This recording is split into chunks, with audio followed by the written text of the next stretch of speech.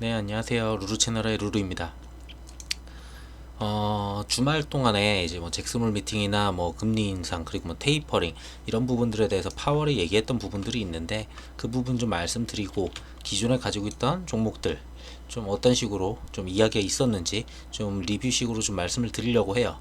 그리고 신규 종목은 지금 생각 중이긴 한데 우선은 월요일 갭이 좀 많이 뜰 것 같아요. 전체적으로 갭이 좀 있을 것 같아서 그래서 좀 지금 이 자리에서 말씀드리기 좀 어렵고 다음 주 중에 제가 좀 신규 종목을 좀 새로 좀 생각한 것들이 몇 가지가 있는데 그 종목들이 어디까지 좀 움직이는지 좀 보고 그리고 새로 그거는 따로 영상을 만들까 합니다.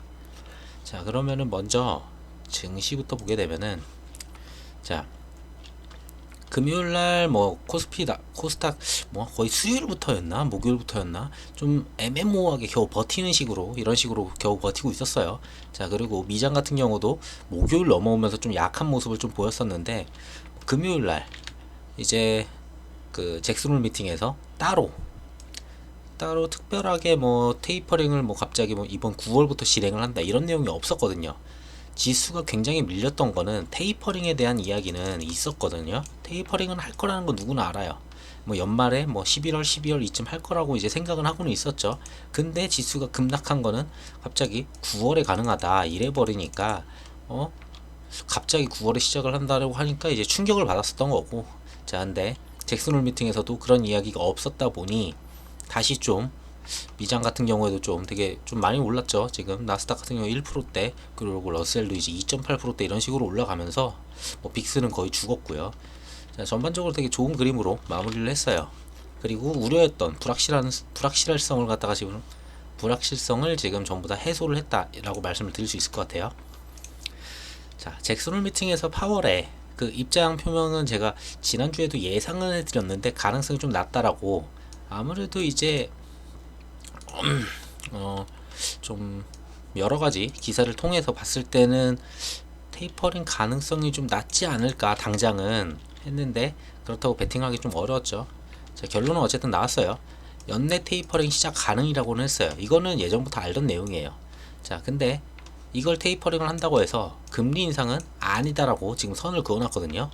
자, 금리 인상은 그래서 제가 말씀드렸다시피 뭐 내년도 솔직히 저는 어렵다고 봐요. 거의 23년은 돼야 되지 않을까, 22년 말 뭐 이쯤 돼야지 얘기가 나올 수 있지 않을까 싶어요. 자, 그렇기 때문에 오히려 이번에 진행했었던 한은에서 진행을 한 금리 인상 0.25% 올렸죠. 이걸 올렸을 때 두 가지의 방향이 있거든요.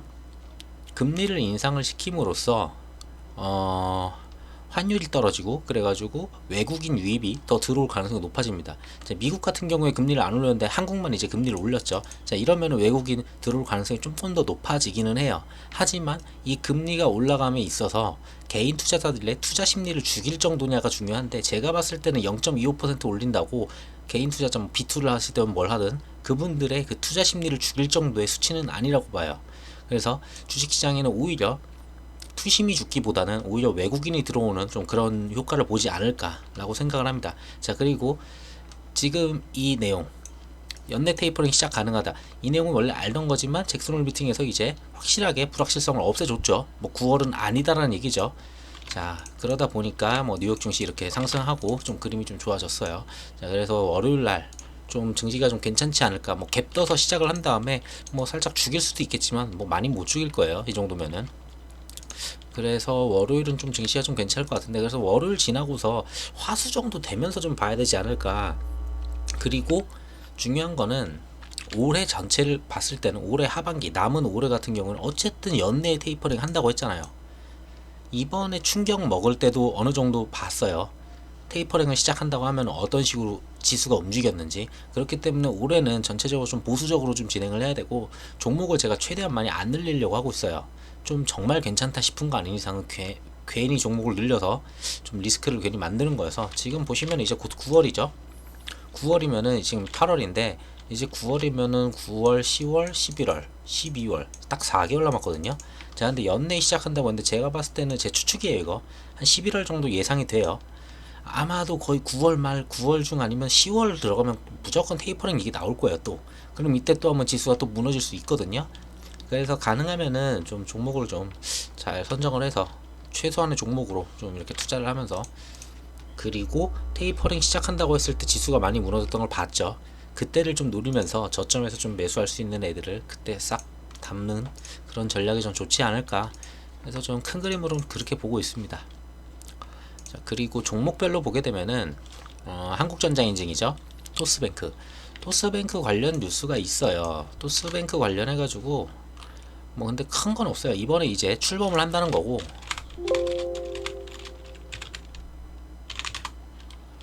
자, 출범. 자, 오는 9월에 이제 출범을 앞두고 있다는데 이게 9월 말쯤이라고 제가 알고 있었거든요. 자, 이제 9월 이제 진입을 하죠. 슬슬 토스 관련주는 이제 슬슬 손을 뗄 때가 되지 않았을까, 좀 준비를 해야 되는 그런 생각이 있습니다. 왜냐하면은 맨 마지막을 보면은 이제 뭐 강하게 뭘 하겠다 뭐 하겠다 이런 내용이에요. 막 이자도 내려주고 막 수수료도 없고 막 이런 식으로 진행을 하겠다라는 건데, 어차피 그래도 이익은 안 남을 거예요. 그렇게 영업을 하면은. 자, 근데 이제 갈 길이 멀다라는 내용이 여기 있죠. 토스뱅크는 이제 갈 길이 멀다고 해요. 카뱅은 성공을 했는데 준비 중인, K뱅크가 준비 중인 IPO도 흑자 전환과 동시에 준비해야 되고, 그만큼 이제 흑자 전환이 필요한데 제가 봤을 때는 K뱅크도 지금 흑자가 아닐 거예요. 그리고 웬만한 애들 토스뱅크도 온라인 기자 간담회에서 IPO는 아직 고려하지 않고 있다라고 합니다.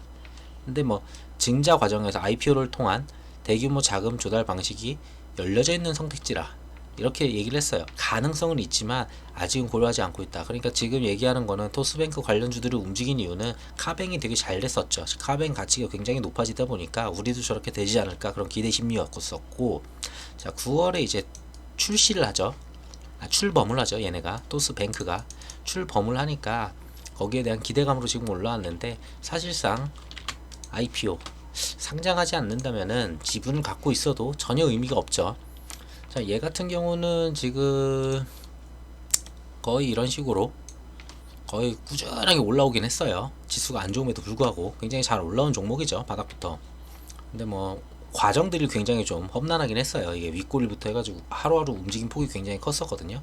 자, 이런 자리가 있는데 제가 봤을 때는 이 자리에서는 내일 지수가 좋기 때문에 한번 살려주지 않을까 싶긴 한데, 왜냐면 지금까지 특별하게 21선을 크게 밀려난 적은 없었거든요. 얘가 크게 밀려난 적도 없었고, 뭐 외국인하고 개인하고 핑퐁 주고받고는 있는데 이번에는 개인이 받아갈 차례긴 하네요, 대충 보면은. 그래서 좀 올려줄 거는 같은데 얘를 갖다가 어디까지 목표가를 설정하기 되게 어려워요. 그러니까 9월 말이라고만 생각하고 한 뭐 9월 초 중순이면 슬슬 발 빼시는 게 좀 좋다고 봅니다. 왜냐면 이거 상장하는 게 아니거든요. 그냥 토스 뱅크 출범하고 그 다음부터 뉴스 없을 수도 있어요. 상장 관련이고 뭐고. 자, 그리고 미래에셋벤처 같은 경우는 이제 그거죠. 마켓컬리 관련해서 말씀을 그때 드렸었는데, 이때쯤에 제가 말씀을 드렸다가 이게 잘 못 간 이유가 그때 IPO 주관사를 선정하는 데 있어서 좀 PT 과정에서 좀 많이 참여를 안 한 부분이 있었거든요. KB 쪽 빼고는. 자, 그러면서 좀 내려왔죠. 근데 최근 들어서 좀 뭐랄까 괜찮게 들어왔어요. 보면은 연기금하고 사모펀드가 거의 주축으로 이런 식으로 갑자기 들어오면서 끌기 시작을 하고, 기타 법인도 조금씩 들어오고 있더라고요. 자, 그러면서 개인들 많이 털렸죠 지금. 자, 이런 과정에서 이번에 그 앞전에 있었던 이런 자리를 지금 넘어주는 모습이에요. 자, 앞에 있었던 이런 자리들, 자 이런 자리들 이번에 전에 넘을 줄 알았는데 이번에는 넘어서 지금 약간 하루 정도 쉬어가는 그런 모습 아닌가. 근데 특별한 뉴스는 없거든요. 제가 찾아봐도 보면은 뭐 그냥 대충 찾아오긴 했는데, 뭐 전세계에 291개 유니콘이 탄생했는데 한국에는 마켓컬리 한 개뿐이다, 뭐 이런 뉴스 정도 주말에 좀 나오지 않았나 해서 유니콘 기업이다 하나 정도, 그 정도 얘기할 수 있고. 그리고 마켓컬리는 뭘 하냐, 지금은 마켓컬리가 지금은 사실상 거의 1,000억 가까이 영업이익이 손실을 보고 있죠, 연간으로 봤을 때. 자, 근데 마켓컬리가 상장을 하기 위해서 적용을 대충 PSR로 지금 때리고 있어요. 매출액에다가 몇 배를 갖다 때릴까, 대충 5배를 때리는 것 같은데, 자 이거를 갖다가 상장을 하면서 더 큰 규모로 하기 위해서 여러 가지 사업을 다 집어넣어요. 다 집어넣어가지고 그걸 다 집어넣은 다음에 그냥 매출액 뻥튀기를 지금 그러니까 볼륨 키우기에 약간 들어가는 그런 모습이에요. 자, 항공 예매, 뭐 렌터카 사업 이런 쪽에 사업을 진출한다 해서 몸집을 불리는 뭐 흥액을 포석하고 있다라고 합니다. 자, 그만큼 이제 상장에 대한 의지는 분명히 있어요. 자, 그리고 근데 마켓컬리 지금 상장을 좀 약간 미루고 비식품을 갖다 확대를 한다. 지금까지는 식품 쪽이었죠.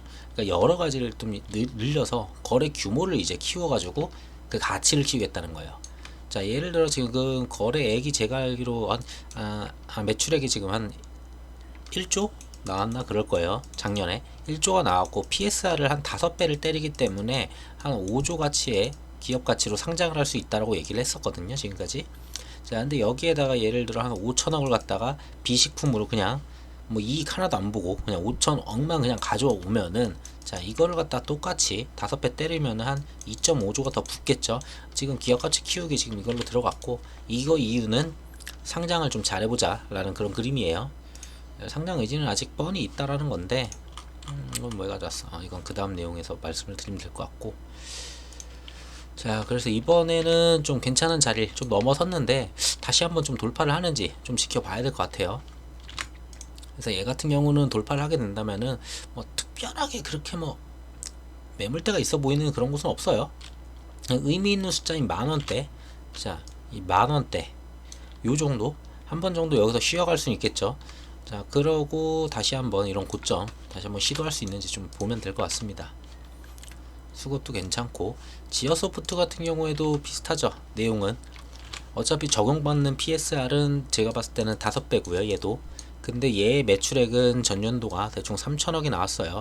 그렇기 때문에 대충 5배 때리면은 1.5조의 자회사 기업 가치를 가지고 있고, 지분을 대충 한 70% 정도 가지고 있으니까 뭐 계산을 하게 되면은 70%면 얼마일까요? 7천억에다가 한 3,500억 더 해야 되니까 1조 500억 정도? 그 정도 되겠네요. 대충 뭐 이 정도 예상이 돼요. 자, 근데 지금 얘의 시총은 아직 4천억 정도 되죠. 대충. 자, 뭐 다른 사업들도 있지만 다른 사람에서 적자 보는 게 없기 때문에 뭐 이 정도는 충분히 쳐줘야 되지 않을까. 그래서 아직 갈 길이 얘도 좀 멀다 라고 보고 있습니다. 근데 뭐 상장을 언제 하냐가 되게 중요하겠죠. 자, 지오소프트 같은 경우에는 오아시스를 가지고 있고, 오아시스 같은 경우에는 이익이 나는 회사예요. 유일하게 신선 쪽이 이익이 나기가 되게 힘든 구조인데 오히려 얘네는 이익을 내면서 가고 있고, 마켓컬리 같은 경우에는 성장을 갖다 굉장히 좀 빨리 진행을 하다 보니까 쿠팡이랑 비슷하게 적자를 보면서 적자를 보는데 계속 그 볼륨을 계속 키워나가고 있어요. 빠르게 적자를 더 크게 보더라도 우선은 더 그 다음에 상장을 하고 그걸 메꿀 정도로 가겠다는 생각인 것 같아요. 오아시스도 요즘은 약간 좀 강하게 좀 기업을 갖다가 크게 키우고 있어요. 그러다 보니까 이익이 거의 볼륨이 커지더라도 이익이 안 클 수도 있어요. 이번에는. 자, 그래서 그만큼 이제 여기저기 전 지역으로 얘네도 좀 크게 키우고 나가고 있고, 뭐 여기 내용은 비슷해요. 뭐 장외시장 얘기가 있는데 장외시장은 크게 의미가 없고, 방금 말씀드린 대로 이익 같은 경우에는 오아시스에는 뭐 한 100억 원 정도, 이 정도 작년에 영업이익이 나왔었고, 그리고 마켓컬리가 이제 매년 1,000억의 적자를 지금 내고 있죠. 자, 지금 회사의 방향은 하는 건 똑같은데 방향이 조금 달라요. 컬리는 좀 빨리 가자, 오아시스는 하나에서 뭐 이만큼 지역에서 성장을 하고 이익이 생기기 시작하면은 약간 더 지역을 넓혀 나가는 그런 식으로 지금 가는 그런 그림이죠. 컬리가 조금 더 좀 공격적으로 좀 가는 그런 모습이고, 뭐 어쨌든 둘 중에 누가 되든지 간에 먼저 이쪽 신선 쪽은 상장 이야기가 나올 거라고는 봐요. 이번 하반기에서 내년 상반기 사이에. 자, 그리고 자, 그 SSC닷컴도 이제 뭐 신선 쪽이죠, 사실상. 자, SSC닷컴도 이제 하반기에 뭐 마켓컬리 IPO랑 이제 뭐 주관사를 선정함에 있어서 얘네도 이제 주관사 하겠다고 이제 보냈죠. 증권사한테 이제 보냈는데 아직 결과가 안 온 걸로 알아요. 그 다음에 뭐 PT를 진행하거나 이러든지 하겠죠. 그 다음에 주관사 선정을 하고 진행을 할 건데, 자, 지금 보면은 신선 쪽에서 지금 세 군데가 전부 다 그런 식으로 진행을 하고 있어요. 그래서 그만큼 다 상장 의지는 굉장히 높아요. 왜냐면은 신선 쪽이 지금 SSG도 적자, 그리고 마켓컬리 적자, 지금 적자가 커요. 근데 다들 볼륨을 키우려고 하고 투자를 더 진행을 해야 되는 부분이 많고, 이 시장을 한번 잡으면은 크게 먹을 수 있고, 당연히 이게 좀 나중에 돼서 회사를 이끌 만한 그런 산업이라고 보는 거겠죠.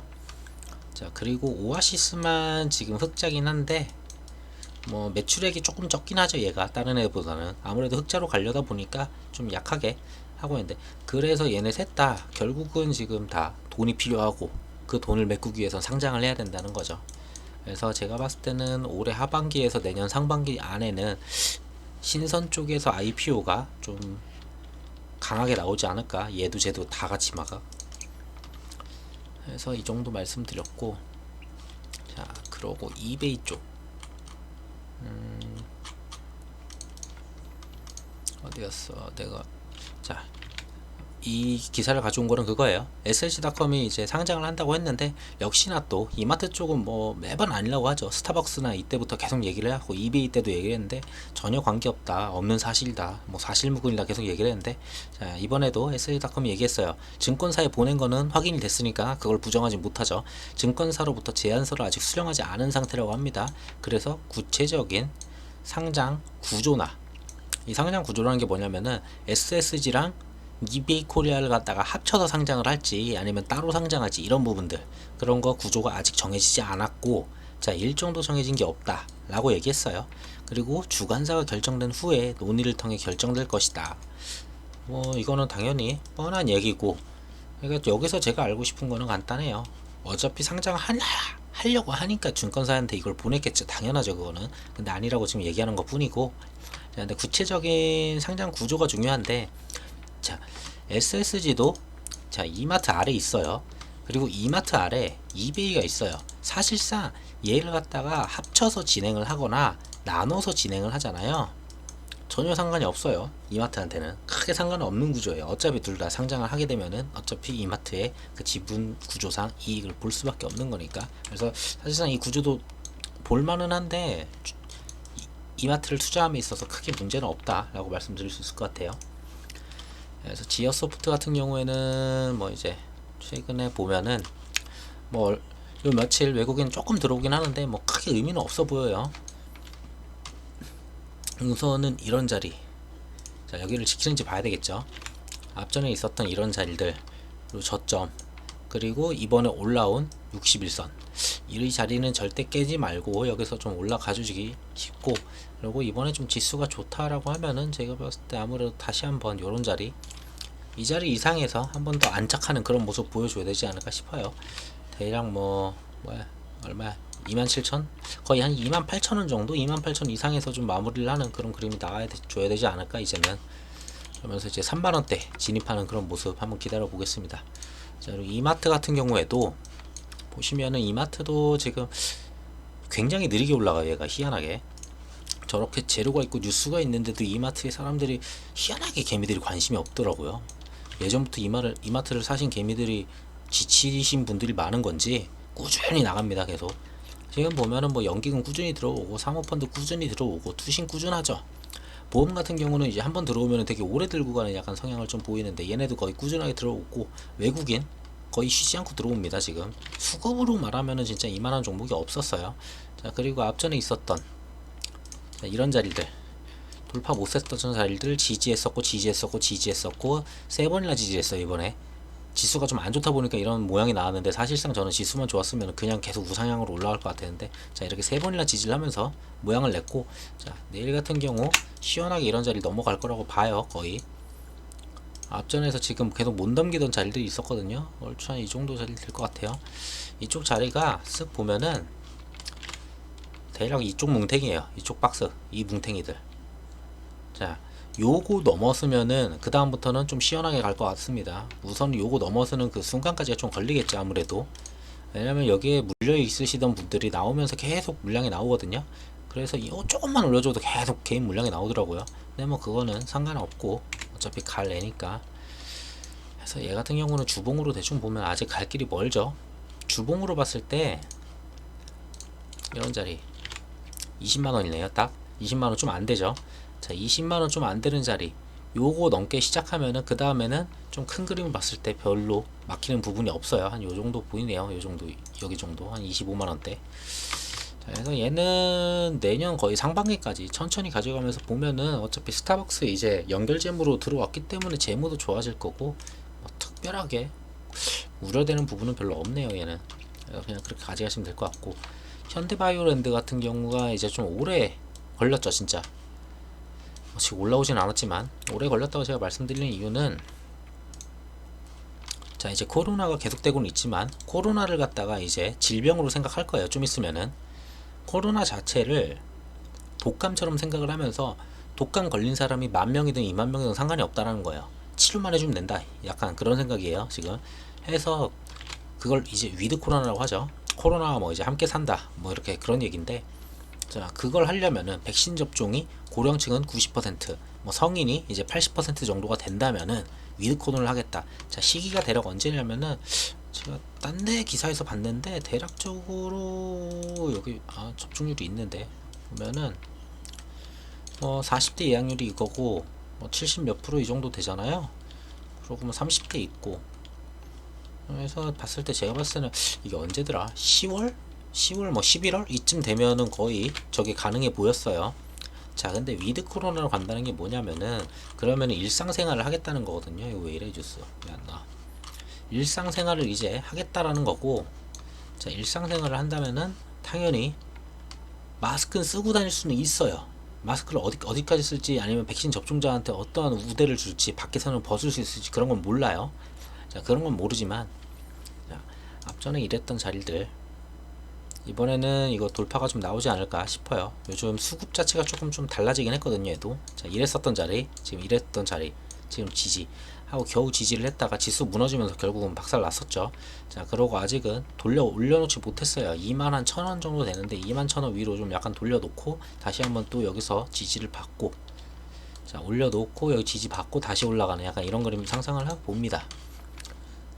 수급을 보게 되면은 예전에는 이렇게 안 들어왔거든요. 외국인이 오히려 계속 던지자였었는데, 자 위드 코로나 얘기가 나온 다음부터 지난주 월요일인가 주말인가 나왔을 거예요 위드 코로나가. 자 그러면서 계속 외국인들이 이제 들어오기 시작을 해요. 자 지금 그러면서 개인들은 조금 올려주니까 또 나가죠 깔끔하게.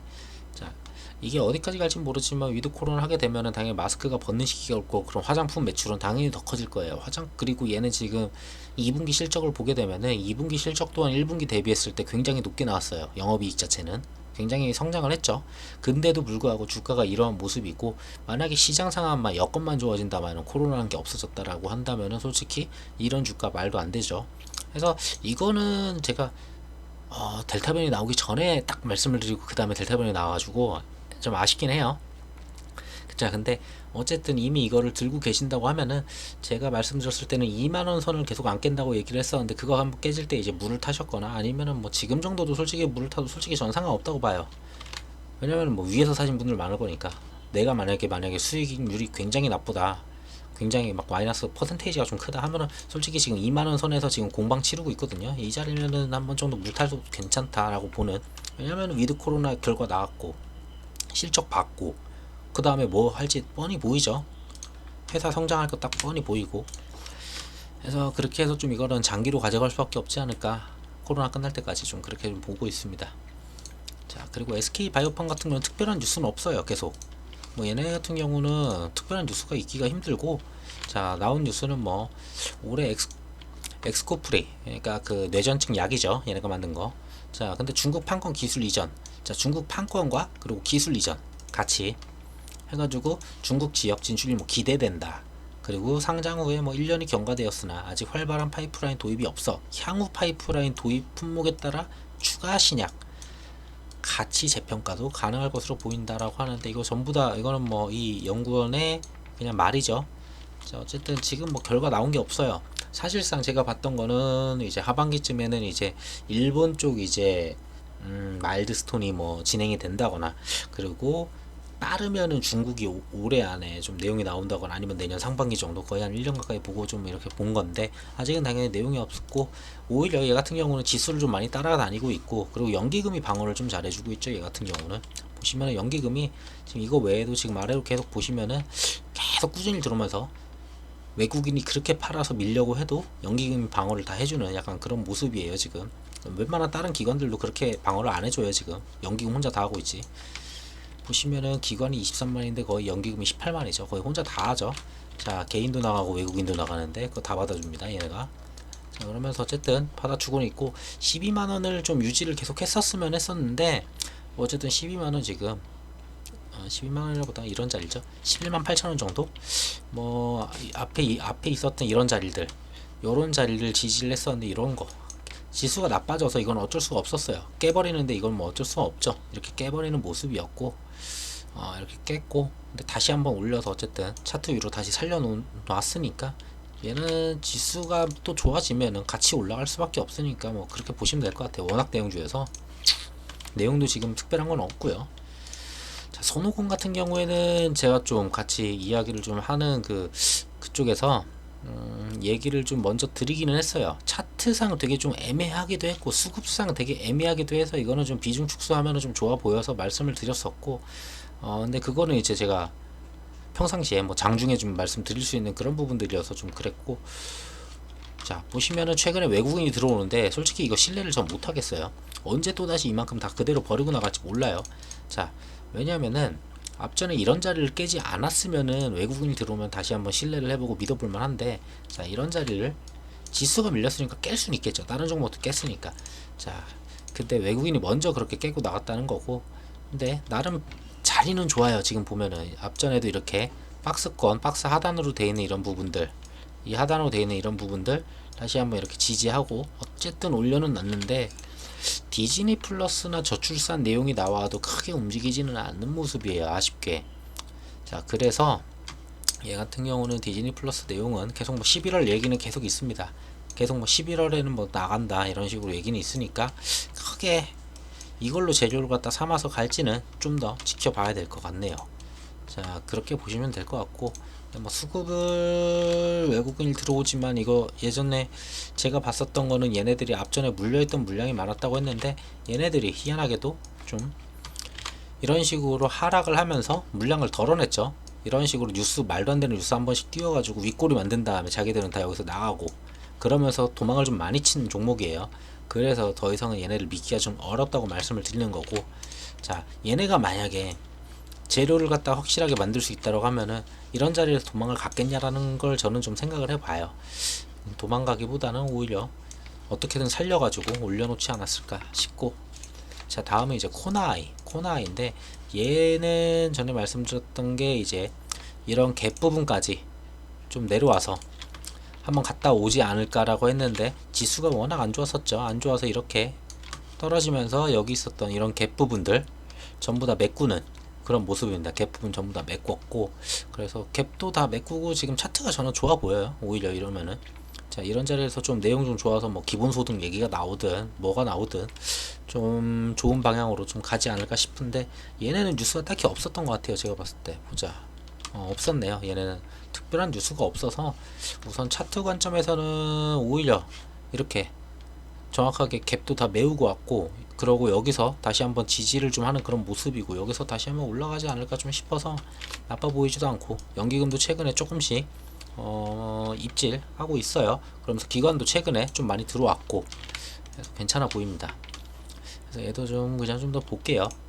자, 그리고 DPC 얘는 어차피 지금 보고 있었던 게 4분기에 이제 4분기였죠. 4분기에 이제 그랩 상장을 보고 있어서 지금 거기까지 이제 가져가자 라고 했던 부분이고, 최근 들어서 이제 외국인 수급이 좀 괜찮아져요.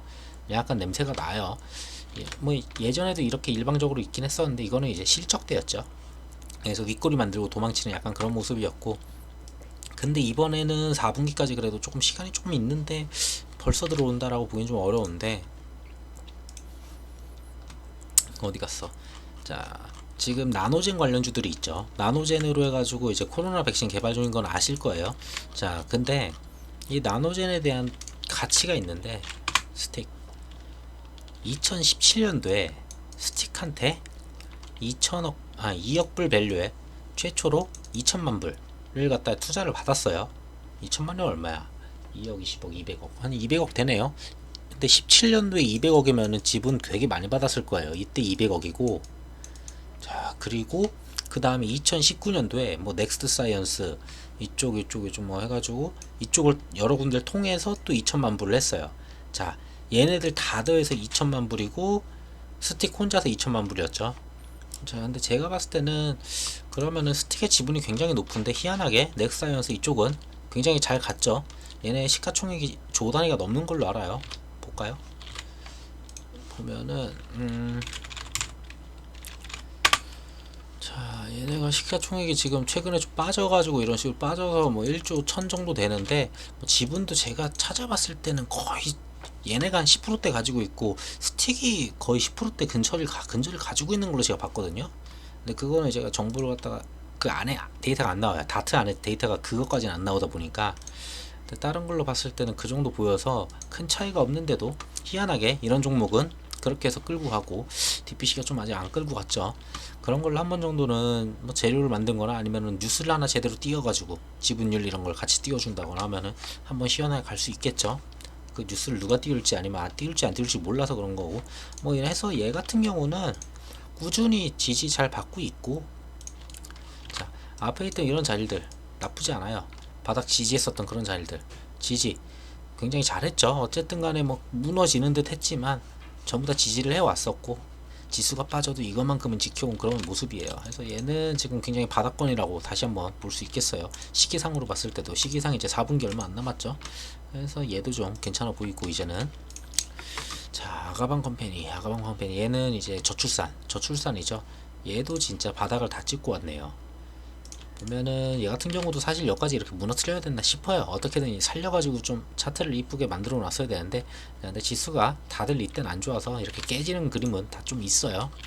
자, 이렇게 저점 부분들 이렇게 박스로 봤을 때 박스 하단이었던 부분, 그런 부분들 지금 어떻게든 지지하면서 살려놨죠. 자, 근데 얘는 수급보다는 얘는 뭐 수급 봐도 의미가 없어요. 크게 수급보다 더 중요한 거는 재료죠. 자, 이 재료가 나올 거냐예요. 자, 근데 무조건 민주당이든 여당이고 야당이고 어디든지 간에 자, 우선 경선을 시작을 해야 돼요. 자, 얼마 지난주였나요? 지난주에 이제 국민의힘 쪽에서 비전 발표회라는 식으로 해가지고 후보 한 명당 7분씩 해가지고 뭐 발표를 진행을 했어요. 근데 정말 이거는 7분 주니까 말도 안 되는 얘기가 벌어져요. 뭐 하겠다 다 비슷하게 그냥 막 읽기는 하거든요. 7분이니까 전혀 의미가 없는 약간 그런 모습이었어요. 자, 이런 게 필요한 게 아니고 좀 경선을 하면서 TV 토론회도 하고 저출산을 어떻게 할 거고 뭐 일자리를 어떻게 할 거고 요런 식의 그런 대화가 이제 나오는 약간 경선 버스 이제 출발을 한다고 합니다. 내일부터. 자, 그리고 뭐 민주당도 이제 지역을 도는 걸로 이제 알아요. 9월 1일인가 2일인가 9월 2, 3일인가 그때부터 이제 충청도부터 시작을 해가지고 전국 한 바퀴 도는 걸로 알아요. 자, 그러면서 이제 자, 좀 정책주 쪽으로 좀 많이 볼 수 있겠죠. 어디서든지 간에 저출산은 얘기 나올 수밖에 없다고 보기 때문에 이런 자리 전혀 나쁘지 않고 얘도 조만간 한번 좀 큰 슈팅 한번 기다려 볼게요. 자, 그리고 프란파스트 얘는 제가 장중에 제가 또 말씀을 드렸는데 약간 그림이 좀 애매해가지고 얘는 지금 공시가 하나 있었죠. 뭐 개인 한 명인지 몰라도 계좌 하나에서 단일 계좌에서 좀 일부 좀 매도량이 좀 많이 나오기도 했었고, 근데 그 매도량이 있었지만 그게 있다고 해도 누군가 세력이 있다면은 자, 이랬던 자리들 굉장히 중요한 자리였거든요. 이런 자리는 솔직히 저는 깨면 안 됐었다고 보는 입장이에요. 그래서 영 불안하다라고 계속 보고는 있었는데, 자, 워낙 거래량이 없었고 좀 아쉽긴 한데 그나마 좀 재료가 하나 얼마 전에 나왔던 건 이거죠. 자, 이낙연이 얘기를 했어요. 국회 세종 이전을 위해 가지고 국회법을 갖다가 이제 진행을 하게 되는데 이걸 갖다가 여당 단독으로 처리 가능하다. 우리가 처리해 버리겠다. 뭐 안 되면은 이렇게 해버리겠다 하면서, 근데 이걸 얘기를 해가지고 이때 슈팅을 한번 쏘긴 했었죠. 8월 22일 날 얘기를 했었고, 그래서 23일 날 시초가가 이랬었어요. 시가가 거의 18%대 뜨고 뭐 고가 22% 갔다가 그러고 죽는 약간 모습이었죠. 그 다음부터 쭈르륵 죽었죠. 자, 이게 어쩌면 마지막이었을 수 있겠다라고 저도 생각을 했는데, 다행히 이게 제가 전에도 매번 말씀드리지만 어떤 정치인 하나가 뭔가의 공약을 내세우면은 다른 정치인도 그냥 말만 할 수 있어요. 어렵지 않아요. 자, 근데 세종시 국회의사당 이거 이전 같은 경우에는 반대할 이유가 없어요. 이거 괜히 반대 얘기했다가는 충청표 다 날라가거든요. 자, 그러니까 바로 이낙연 다음에 얘기하는 거는 이재명이 얘기하죠. 충청에 있는 뭐 세종에 국회 전부 다 뭐 대통령을 둔 첨단 산업 메가시티로 뭐 바꾸겠다, 뭐 그냥 세종시 이전하겠다, 뭐 이게 아니에요. 지금 이제는 또 더 세게 나가요. 왜? 왠지는 좀 이따 말씀드릴게요. 첫 경선 개표를 앞두고서 충청권 메가시티 구상을 펼친대요. 행정수도 이전도 원래 얘기했었죠. 이거는 이낙연도 얘기하고 모든 사람들이 다 얘기했던 거죠. 자, 근데 그거에 플러스로 나는 이것까지 하겠대요. 첨단 산업, 뭐 광역철도망, 관광벨트 뭐 다 해주겠대요. 자, 이렇게 얘기를 합니다. 자, 이렇게 얘기한 이유는 여기 있죠. 자, 이재명 대세로, 이재명이 충청도에서 지금 좀 표가 좀 더 세요, 제가 알기로는. 그리고 이낙연이 이제 역전승 하면서 충선 경선에 이제 충청 경선에 이제 총력전한다, 여기 있네요. 9월 4일에서 5일까지 충청에서 본경선을 하고 지역순회의 첫 일정이에요. 첫 번째로 가는 곳이 이쪽입니다. 자, 해서 대세론 굳히기로 가느냐, 이재명이 원래 이재명이 셌으니까, 아니면 역전을 가서 이낙연이 역전을 하느냐. 자, 해서 충청표를 갖다 받겠다고 지금 앞서서 이런 식으로 말씀들을 하신 거예요, 두 분이.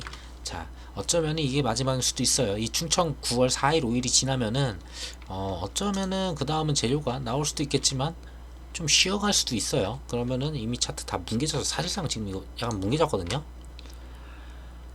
지금 이게 어찌됐던지 간에 제가 봤을 때 이거 121선까지는 최소한 살려줬어야 돼요. 그래서 앞전에 있었던 이런 자리, 아무리 못해도 7,000원대, 7,100원 정도까지는 살려가지고 차트를 살려놓고서 여기서 올라가는 그런 모양이 나왔어야 되는데 좀 그게 안 나와서 지금, 그래서 저는 얘는 지금 뭐 외국인 이런 식으로 조금 들어오는데 솔직히 수량 의미가 없다 보고 있고, 뭐 단기로 그냥 저런 뉴스 때문에 한번 뾰족 한 번씩은 나올 수 있어요. 근데 썩 그림이 좋진 않아요 이제. 자, 그래서 여기가 깨진다면은, 제가 봤을 때는 여기 깨진다면 이제 마지막이죠. 6,000원 보이네요 바로. 자, 여기는 지금 뭐 딱히 지지할 만한 게 없는 상태고, 여기서 뾰족하고 죽는다면 6,000원 정도 다시 보여요. 자, 그래서 6,000원은 좀 강하게 지지할 거는 같아요. 어쨌든 간에 여기까지 온다면은. 자, 크게 보면 이랬던 자리들이거든요. 자, 이런 자리는 당연히 어떻게든 뭐라도 나오겠죠. 그래서 그렇게 보시면 될 것 같고, 덱스터는 특별하게 개별로 가는 것도 있겠지만 개별로 가는 그런 내용보다는, 메타버스는 메타버스 전체 시세를 다 같이 움직이거든요. 그 섹터 전체가 움직일 때 뭐 뉴스가 좀 있느냐, 메타버스 전체에 대한, 예를 들면은 뭐 페이스북이나 뭐 애플이나 좀 굴지의 기업들, 뭐 삼성이나 이런 것들에서 우리가 메타버스 뭘 하겠다 막 이런 게 좀 나와주면은 그때그때 움직여요. 아니면 경선을 치르면서 우린 메타버스에서 뭘 하겠다. 자, 그런 거 별로 없었고요. 그런 거는 뉴스가 언제 뜰지 몰라요. 그냥 뜬금없이 퉁퉁 뜨니까. 자, 근데 우선은 모가디슈 같은 경우에는 어쨌든 모가디슈가 이익에 지금 포함이 되는 상품이라고 해야 될까요? 뭐라고 해야 될까? 이거 영화를 갖다가. 자, 근데 그런 건데, 모가디슈, 자, 300만 관객을 돌파했다고 합니다. 얘네의 손익분기가 300만이었거든요. 사실상 300만이었었는데 이 300만을 돌파를 했어요. 자, 그럼 이익으로 당연히 잡히겠죠, 얘네는. 자, 그래서 그렇게 보시면 될 것 같고, 300만이면은 자, 앞서서 있었던 이런 자리들, 이런 자리를 잘 지지를 하고 올려주고, 자, 그 다음에 또다시 요런 자리들 있었죠. 요런 자리들, 자, 지지를 한 번 더 했어요. 그러니까 점점 지금 약간 우상향으로 지금 잘 올리고 있거든요. 자, 우상향으로 이런 식으로 잘 올리고 있고, 고점도 한 번씩 계속 꾸준하게 갱신을 해줘요. 자, 이번에는 어떠한 고점을 갱신을 할지 좀 기대를 해볼게요. 근데 우선은 실적이나 이런 걸로 봤을 때 그냥 기대감 이런 거 말고, 실적도 2분기 나쁘지 않게 나왔어요. 생각보다 웬만한 비용들 많이 적용이 됐음에도 불구하고 그 정도 흑자까지 나왔으면 저는 충분하다 보는 종목이고, 거기에다가 모가디슈 실적 이제 3분기에 붙을 텐데 300만 넘었기 때문에 이거 이익으로 계속 지금부터 나가는 거 계속 돈 들어올 거예요.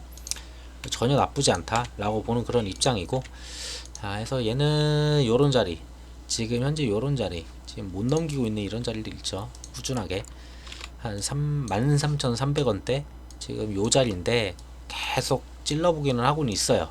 자, 위에는 틀어맞고 저점은 올리고, 자, 요런 그림이에요. 지금 보면은 저점은 지금 올려가고 있고, 자, 위에는 이렇게 틀어막아 놓고, 조만간 여기서 이제 방향성이 좀 나와줘야 되지 않을까 싶습니다. 자, 그리고 대보 같은 경우에는 지금 전환사채 때문에 좀 느리긴 한데, 굉장히 느려요. 굉장히 느리긴 하지만 어찌 됐든지 간에 바닥권은 이런 식으로 한 번씩 바닥을 갖다 계속 올려주고는 있습니다. 근데 여기서 다시 한번 올라가야 되는데 최근에 이런 뉴스가 나오면서 이쪽에 약간 좀 시세를 주는 게 좀 약해졌어요. LG화학에서 이제 그 GM 볼트 리콜 있었죠. 그러면서 LG화학 많이 떨어졌죠. 자 하면서 전반적으로 2차 전지 쪽이 약간 약세를 보이는 약간 그런 그림이 있었어요. 이번 주 중에, 지난주에. 자 그러다 보니까 조금 얘도 큰 그림은 없었죠. 사실 보면은 그냥 이런 식으로 거의 좀 쉬어가는, 근데 쉬어가더라도 많이 안 빠지고 그냥 버텼거든요. 차트를 어떻게든 살려놨어요. 자 살려놓은 애들을 보면은 대부분 약간 기관 쪽에서 거의 다 어떻게든 살려놨고, 요 3일 동안은 거의 거래량이나 이게 움직임이 거의 없는 걸로 봐서는 거의 그냥 쉬어가는 모습. 자 여기서 이제 방향성을 좀 보여줄 때가 된 것 같고, 전환사채도 요즘 거의 안 나와요. 앞전에 이렇게 나오다가 이제 전환사채도 별로 안 나오고 해서 얘는 주봉으로 봤을 때 전체적으로 좀 뚫어줄 만한 그러한 게 좀 필요해 보여요. 주봉상으로 봤을 때는 대충 요 정도? 얼마야 이거? 한 38,000원 정도? 38,000원 선을 갖다가 지금 좀 여기를 좀 뚫어줘야 될 것 같고, 저걸 좀 뚫어준다면은 이제 좀 다른 그림을 좀 볼 수 있지 않을까. 주봉상으로 보시면은 좀 잘 보이거든요. 이게 이렇게 위에는 맞고 요런 식으로 가는 거. 이게 좀 시간이 걸려서 그렇지, 그래서 얘는 꾸준히 좀 더 봐도 충분하게 될 것 같아요. 뭐 여러 공시가 있지만 매출 공시부터 투자 공시부터 전부 다 기업의 그런 방향들이나 흑자 전환하고 2분기 영업이익이 훨씬 더 많이 늘었거든요. 1분기에 비해서. 그런 부분들 봤을 때는 충분히 2차 전지 쪽에서 탈철기 이외에 지금 그 소재 인가공업으로 지금 진행하는 게 있는데 그 부분까지도 좀 기대할 만하다라고 좀 보여집니다. 자 카카오 게임즈를 일부러 마지막에 놨어요.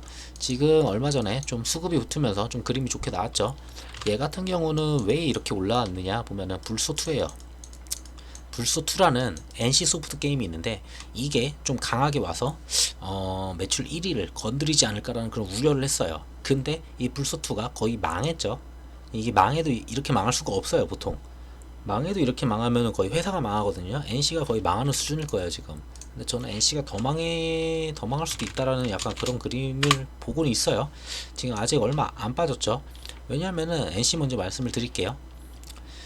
뭐 어차피 이 종목은 제가 보는 종목은 아니지만 어쨌든 같이 봐야 되는 종목이니까. 자 NC 같은 경우에는 리니지라는 게 있어요. 리니지라는 게 있는데 이 리니지 M이 있고 그리고 2M이 있어요. 자 이 얘네들도 지금 매출이 지금 급감을 해요. 이 급감하는 거는 다 조금 이따가 다시 말씀을 드릴게요. 이것도 또 이슈가 또 있더라고 이것도. 자 그러고 불소2가 나오면서 좀 흥행을 하겠다 하면서 막 올라갔었거든요. 이때 막 올라가고 리니지 막 W 한다고 막 올라갔었어요. 자 근데 불소2가 나오자마자 매출이 거의, 제가 봤을 때는 이거 망했어요. 그냥 10억도 안 나와요. 일매출 10억도 안 나올 거라고 보기 때문에 그냥 이거 망해가지고 지금 불소2가 없으면은 거의 연말까지 매출 나올 게 기존에 있었던 리니지 M과 2M 밖에 없었어요. 사실상 매출 나올 게. 자 근데 요 며칠 전에 리니지 W를 얘기를 했죠. 리니지 W를 얘기를 하면서 NC 입장에서는 M과 2M의 기존 유저들을 버리는 그런 행위를 보였거든요. 그러면서 이쪽 매출이 지금 급감을 하고 있어요. 또 불소2 역시 나와가지고 이걸 살려주고, 이게 떨어지더라도 이게 이렇게 떨어지더라도 여기서 메꾸면 되겠지라고 생각한 것 같은데, 근데 이게 나가리랬죠 불소2가. 근데 리니지 M하고 2M까지 지금 리니지 W 공개와 동시에 같이 떨어지고 있어요. 매출들도 지금 전반적으로 안 좋죠 여기 시장 상황이. 자 그러면은 남은 건 리니지 W에 대한 기대감 하나로 이제 가야 되는데, 이 리니지 W 하나 남았고 지금 현재로서는 매출을 어떻게 뻥튀길 수 있는 게 하나도 없어요. 만약에 이게 12월 뭐 아니면 내년 1월 막 이런 식으로 나왔는데 이게 만약에 망했다, 솔직히 이거는 0이죠. 이제 회사에 남아있는 게임 없어요 이러면은. 자 그래서 이게 지금은 저는 이제 14조 굉장히 비싸다고 봐요. 리니지 M도 망했고 2M도 망했고 모든 게임 다 망했는데, 트릭스타 M까지 다 망했는데 남은 게임 남은 기대는 이제 기대감 하나로 이제 리니지 W 그거 하나 가겠다는 건데 14조를 쳐준다? 저는 좀 아닌 것 같고, 그리고 리니지 M하고 2M 이쪽에 기존에 좀 과금을 많이 하시던 그런 분들이 요즘 좀 다 이탈 중이에요. 다 전부 다 던지고 나가세요. 지금 NC가 매출이 많이 급했는지 예를 들어 어떠한 아이템을 하나를 만드는데 예를 들어 한 5천만 원이 들어요. 뭐 1억이 들든 5천이 들든 5천만 원이 들었었는데, 자 이거를 어느 날 갑자기 5천만 원이 들어도 하나를 얻을까 말까 했었는데 어느 날 갑자기 얘네가 매출이 급했는지 자 500만원만 내면은 이 아이템 무조건 주는 거예요. 자 그러면서 이거 냈던 사람들 빡이 치죠. 많이 화가 났죠. 다 게임 때려치고 요즘 다 나가요. 그러면서 다 여기 이탈 중이거든요. 그러면서 여기 매출까지 지금 급감해요. 지금 이거는 요게 아니고 더 내려가야지 저는 싶어요. 거의 이거는 뭐 주봉으로 보고 얘기를 해야 되는데 이미 주봉상 다 깼죠. 주봉상 다 깨고 얘는 121선부터 다 깨가지고 얘는 거의 월봉까지 봐야 되지 않을까. 거의 막 50대 모여요. 제가 봤을 때도. 그래서 얘는 뭐 어쨌든 빠지는 건 얘는 빠지는 건 빠지는 거고 지금 뭐 누가 먼저 도망가느냐 하고 지금 빠르게 도망가고들 있죠. 지금 뭐 하루 정도는 뭐 데드캣처럼 한 번씩 올려줄 수는 있겠지만 자 이러한 거래량을 실은 이러한 장대 음봉들 절대 이거는 낙폭과대 뭐 이런 걸로 해서 물면은 큰일 나죠. 저런 거. 자 보면은 반대로 이제 그러면은 지금 NC 쪽 게임에 대해서 얘기를 드렸어요. 자 그래서 요날 이렇게 올랐던 거예요. 카카오게임즈는 불소2가 그렇게 망하는 걸 보고서 반사이익이죠. 왜냐면은 게임 장르가 똑같아요. MMORPG다 보니까 둘 다 MMORPG인데 MMORPG에 그게 있는데 양쪽이 두 명이 똑같다 보니까 얘가 불소2가 나락이면은 당연히 얘 매출 1위는 굳건해지겠죠. 언제까지? 최소 올해는 계속 굳건하다는 거예요. 오딘은. 자, 오딘 매출 12월까지 전혀 문제가 없다라는 거고 12월까지 문제가 없는 거는 자, 가고 그 다음에 12월쯤에 대만 진출을 하죠. 대만 진출을 또 해요. 이 대만이 지금 리니지 M이 지금 1인가 그래요. 매출 순위가. 자, 게임을 비슷하게 해요. 약간 한국인이랑 약간 대만인의 그 게임 성향이 좀 비슷하다 보니까 매출 순위도 비슷하거든요. 그래서 좀 약간 이쪽을 좀 좋게 볼 수 있다고 저는 봅니다. 자, 이렇게 보면 될 것 같고 자, 보면은 어디 있을까? 뭘 말씀드려야 했지? 일단 자, 해서 모바일 쪽에 보면은 게임 순위를 볼게요. 지금 게임 순위는 자 오딘이 지금 1위죠. 자 그리고 이제 하다하다가 진짜 이런 마블 퓨처 레볼루션까지 여기 4위에 있는데 리니지 M이 그 밑에 있어요. 오히려 깝깝하죠. 그리고 불소2는 여기 8위 정도에 있네요. 정말 의미 없는 순위예요. 여기는 제가 봤을 때 뭐 카트라이더 이런 게 여기 있는 거 보면은 거의 의미 없는 순위고 이거는 애플 쪽이고 자 이쪽을 봐야죠. 그래도 구글 쪽은 안드로이드 쪽이니까 자 오딘 매출 지금 거의 8주 연속 하루도 밀리지 않고 리니지한테 밀리지 않고 혼자서 계속 1위 하고 있어요. 자 그러고 있고 그 다음에 리니지 M, 리니지 2M 자 쭉 내려와서 이제 불소2 여기 한 5위 정도 있긴 하네요. 자 근데 뭐 어차피 의미 없는 숫자죠. 지금 얘네들 뭐 두 개 다 더하고 뭐 어딨어 뭐 트릭스트 M인가? 걔까지 다 더해도 오딘 매출이 안 나온다고 했으니까 자 그럼 매출을 약간 추측을 해봐야 돼요. 불소2 같은 경우에는 뭐 이거는 목표 주가를 하향한다 이런 거는 뭐 갓게임이랑은 전혀 상관없고 알았어. 불소2가 26일 자정 출시되었으나 초반 매출 순위 상승도는 리니지 M이나 2M에 비해 느린 상태이다. 그리고 매출이나 트래픽 하회할 가능성이 굉장히 높다. 자 하회했죠 이미 매출은. 자 그래서 초기에는 불스2에 대한 매출 기대를 갖다가 최소 20억에서 60억 정도를 봤어요. 자 근데 매출 규모가 리니지 2M이나 오딘에 미치지 않을 거란 분석 이미 안 왔죠. 예, 상관없고 그래서 1분기 1매출을 갖다가 27억으로 이제 하향 조정을 합니다. 자 근데 27억 절대 안 나올 거예요. 자 어쨌든 이거는 그런 내용이에요. 그래서 그거 말씀드리려고 했었고 27억 정도 하향 조정을 했었다는 거고 자 여기서 10억 정도를 볼 수가 있어요. 자 그러고 하루가 지났어요. 증권가에서는 26일 하루 동안 불소2 매출이 약 10억원 정도라고 보고 있어요. 26억은 진짜 말도 안 되는 소리예요. 초창기에 불구하고 초기 일주일에 근데 하루 일매출이 10억이면은 그 다음에는 그 다음 주 되잖아요. 하루에 일매출 5억도 안 나올 수도 있어요. 진짜 그냥 바로 망한 게임이죠. 거의 참패라 여겼던 트릭스터 M 지금 트릭스터 M 하는 사람도 없죠 거의. 자 이런 애들도 출시 직후에 구글 매출 2위에서 3위까지 한 번씩 튀어요. 왜냐하면 신작 효과라고 해서 처음에 일주일에서 2주일은 좀 순위가 튀거든요. 그리고 매출도 좀 들어오고 자 근데 불소2 지금 요 정도면은 거의 오픈빨도 못 받았죠. 자 그러고 지금 거의 뭐 리뷰는 1점 폭탄 사례가 이어지고 뭐 거의 이거는 제가 봤을 때 그냥 거의 끝나지 않았나. 어떻게든 이걸 살려보겠다고 지금 NC에서는 뭐 과금 구조를 바꾸고 뭐 여러가지 하겠다고 하는데 지금 이래 왔었던 상황에서 이거를 바꾼다고 해서 이게 바뀔 것 같진 않아요. 제가 봐도 안 하고 말지 사람들이. 자, 그러면 여기서 보고 싶은 건 뭐냐? 불소투 어쩌고저쩌고 이건 필요 없어요. 제가 보고 싶었던 건 그거예요. 8월달 지금 일평균 매출이 대충 오딘 같은 경우에 오딘이죠. 40억에서 50억 정도 추정을 하고 있습니다. 자, 이게 불소투 때문에 무너질까 이걸 추측을 했었는데, 자, 12월까지 이거 무너질 일이 없다라는 거예요. 결국은 전혀 무너질 일 없고 계속 갈 거예요. 자, 일매출 50억은 그냥 나온다고 봐요. 제가 봤을 때 40억도 아니에요 이거. 왜냐면은 지난달 7월달 같은 경우가 10몇칠만인가 1800억인가 뭐 찍었나. 7월달 전체가 1800억이었나 어쨌든 뭐 그 정도 됐어요. 굉장히 많이 나왔어요. 그때가 일매출이 거의 60억 나왔거든요. 7월이 그 정도 나왔고, 지금 8월이 제가 봤을 때 얼추 한 일매출 50억은 나온다고 봐요. 자, 이걸 어떻게 계산해야 되냐. 그러면 이걸 예측으로, 자, 대충 50억이고 50억에 30억을 곱합니다. 그러면 1500이죠. 1500억을 매출을 해요. 근데 카카오 게임즈 게 아니고 오딘 거고 이걸 퍼블리싱 하다 보니까 거의 5대5 비율로 나눕니다. 뭐 계약 조건이 어떨지 모르지만 capgem이 5대5 이상은 잘 안 내주는 걸로 알아요. 제가 봤을 때도. 자, 그러면은 매출액이 대충 750억 정도가 이제 그냥 가볍게 생기죠. 자, 750억 정도가 생기고, 지금 이거 8월 달만 보는 거예요. 8월 달만. 이거 8월. 누가 보면 이거 분기 얘기하는 줄 아는데 8월달 한 달 보는 거고. 자, 750억에 대략 한 30%, 전체 게임으로 봤을 때, 카카오 전체로 봤을 때 영업이익률이 한 10% 정도 이렇게 보이긴 해요. 자, 근데 이런 대작 같은 경우에는 고정비 비율이 줄어들게 돼요. 왜냐하면 볼륨이 커지니까. 고정비는 어차피 고정비예요. 예를 들어 내 고정비가 100만원이 들어가야 돼. 근데 1억을 팔았어. 그럼 1%죠. 근데 2억을 팔았어. 그럼 0.5%가 되는 거예요. 자, 그렇듯이 영업이익률은 이렇게 볼륨풍 게임이 생길수록 영업이익률이 올라갈 수밖에 없어요.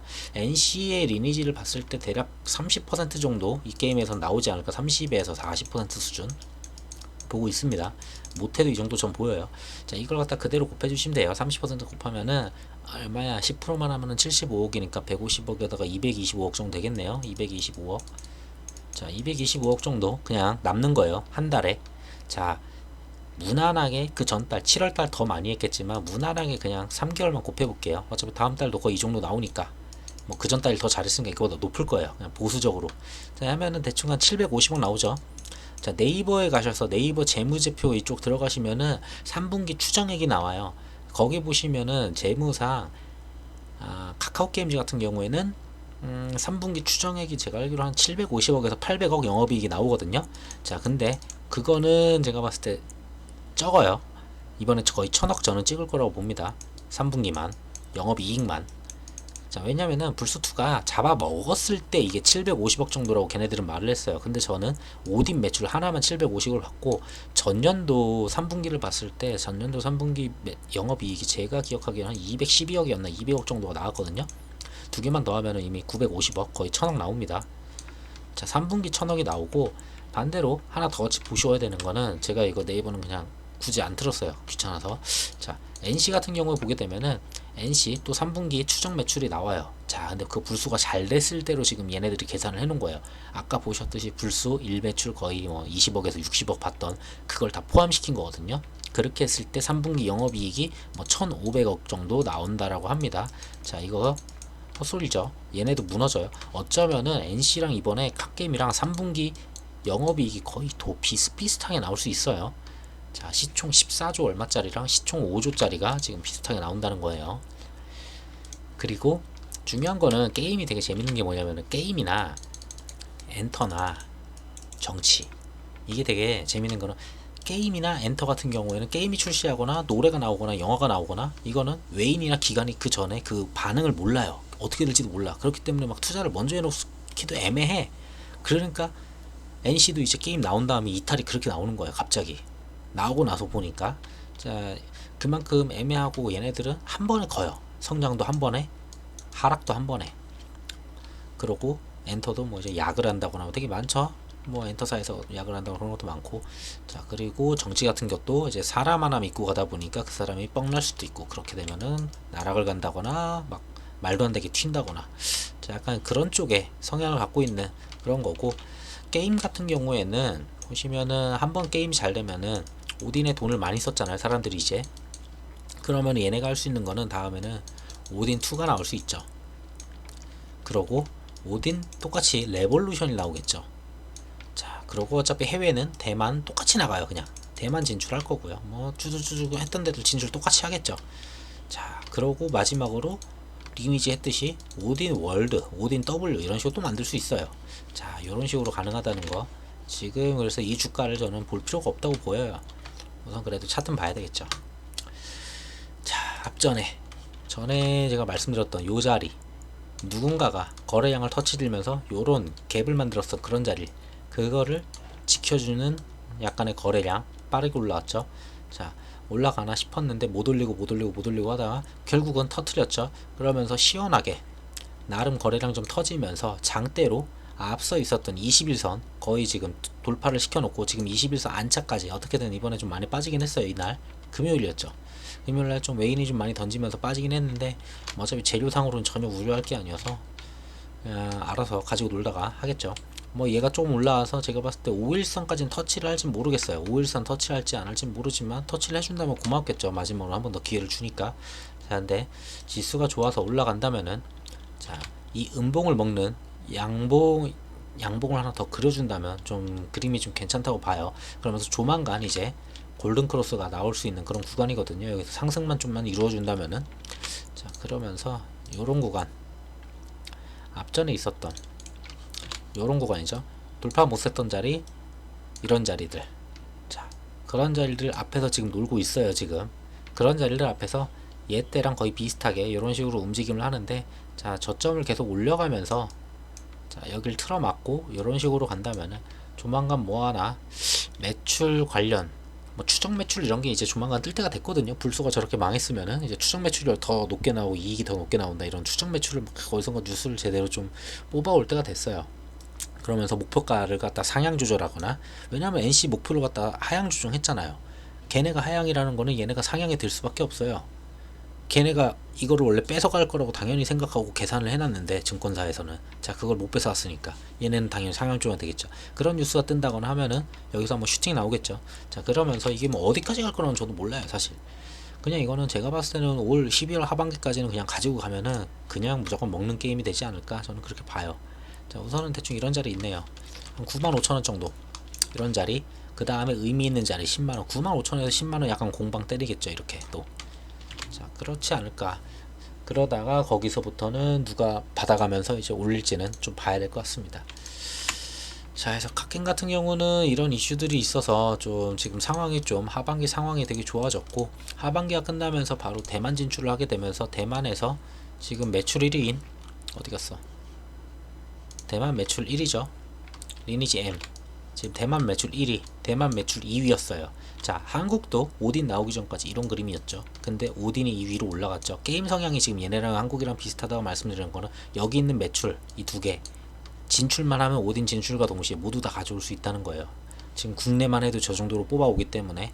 자, 그래서 저는 이거는 단기로 보기보다는 게임 IP가 저렇게 활성화가 된다는 거는 그 다음 오딘 2도 나올 수 있고 여러 가지로 나올 수 있고, 그리고 9월 10월에 이제 대규모 업데이트가 또 진행이 되는 걸로 알아요. 업데이트가 오딘이 진행이 되는데, 뭐 공성전이나 길드전이나 아니면은 뭐 서버전, 뭐 오딘 월드전 뭐 이런 식으로 해가지고 전체를 갖다가 막 이제 싸우게 만드는 약간 그런 식으로 가면은 또 돈을 많이 쓰시거든요 사람들이. 자, 해서 그렇게 보시면 될 것 같습니다. 해서 카켄까지 말씀을 드렸고, 내일은 아무래도 제가 봤을 때도 그냥 지수가 좋을 거예요 분명히. 그래서 크게 기존에 가지고 있는 종목들은 우려는 안 하셔도 되는데, 이게 중요한 거는, 그렇다고 불태우기는 좀 조심을 하시는 게 전 좋다고 봐요. 왜냐면은 계속 말씀을 드리지만 연내 테이퍼링을 한대요. 하긴 해요 이거 무조건. 근데 아무리 늦어도 10월에는 얘기 나올 거예요 무조건. 그러면은 9월에는 솔직히 제가 생각하기에는 9월에는 안전한 종목들로 정리를 할 수 있게 가고, 이번에 이렇게 나오면서 지수를 살려주잖아요. 마지막 기회를 줬다고 전 봐요 이거는.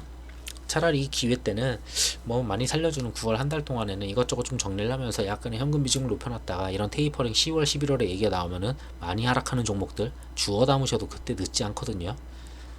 그래서 하반기 이런 내용이 있고, 그 다음엔 또 이제 바로 금리 인상은 아니지만 뭐 이런 또 괜히 기사가 붙을 수 있으니까 좀 조심하면서 주워 담을 수 있는 게 10월, 11월에는 돈만 있으면 주워 담을 수 있는 종목이 생길 수도 있는데 굳이 지금 막 불태워서 여기다가 100% 비중을 다 싣고 막 이러시지는 않는 게 좋아 보입니다.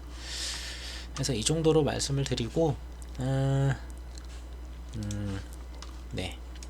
뭐 신규 종목은 제가 주중에 좀 올리도록 하겠습니다. 좀 보고 있는 종목이 있는데 내일까지는 좀 봐야 될 것 같아서 내일 아무래도 갭도 뜨고 뭐 내일은 좀 장이 좋을 거는 같지만 차트 위치나 뭐든지 좀 봐야 될 것 같아서 확인하고 좀 다음 주부터는 좀 신규 종목들 좀 새로 말씀을 드리도록 할게요. 자, 내용이 좀 좋았다고 보시면은 구독과 좋아요 부탁드립니다. 감사합니다.